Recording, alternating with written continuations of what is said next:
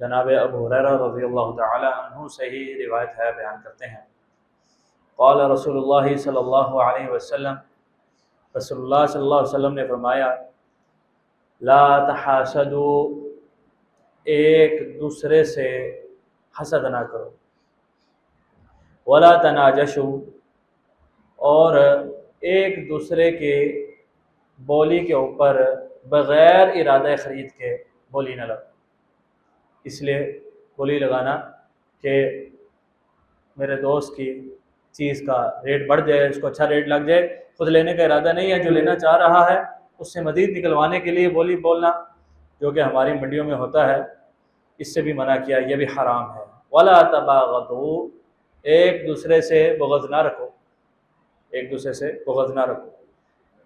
ایک دوسرے سے بغض رکھنے کا مطلب کیا ہے؟ ایک اگر بغض رکھ رہا ہے مقابلے پہ بغض رکھ سکتے ہیں؟ نہیں رکھ سکتے۔ ایک حسد کر رہا ہے، جواب میں حسد کر سکتے ہیں؟ نہیں کر سکتے۔ یعنی پہل کرنا بھی درست نہیں، اور اگر کسی نے پہل کر دی ہے تو اس کے ساتھ اب حسد رکھنا یا بغض رکھنا یہ بھی جائز نہیں ہے۔ ولا تدابروا، اور ایک دوسرے سے قطع تعلقی نہ کرو، پیٹ دکھا کے بھاگ نہ جایا کرو۔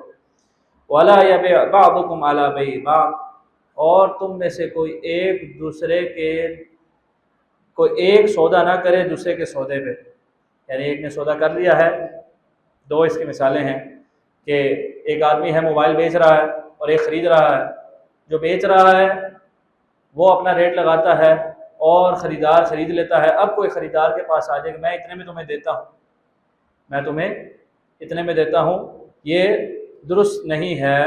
وَكُونُوا عِبَادَ اللَّهِ اخوانا، اور اللہ کے بندوں بھائی بھائی ہو جو، بھائی بھائی ہو جو۔ المسلم اخو المسلم، مسلمان مسلمان کا بھائی ہے۔ لا یظلمہ، وہ اس پر ظلم نہیں کرتا، ولا یخذلہ، وہ اس کی مدد نہیں چھوڑتا، ولا یحقرہ، اور وہ اس کو حقیر نہیں جانتا۔ التقوی ها هنا، اور حضور نے اس کے بعد فرمایا تقوی یہاں ہے، اور اپنے ویشیر الی صدرہ 3 مرات، 3 دفعہ اپنے سینے کی طرف اشارہ کیا کہ تقوی یہاں ہوتا ہے۔ بحسب امرئ من الشر ان يحقر اخاه المسلم، کسی آدمی کے برا ہونے کے لیے یہی بات کافی ہے کہ وہ اپنے دوسرے مسلمان بھائی کو حقیر جانے، اس کے برا ہونے کے لیے کافی ہے۔ کل المسلم علی المسلم حرام، ایک مسلمان کا سب کچھ دوسرے مسلمان پر حرام ہے۔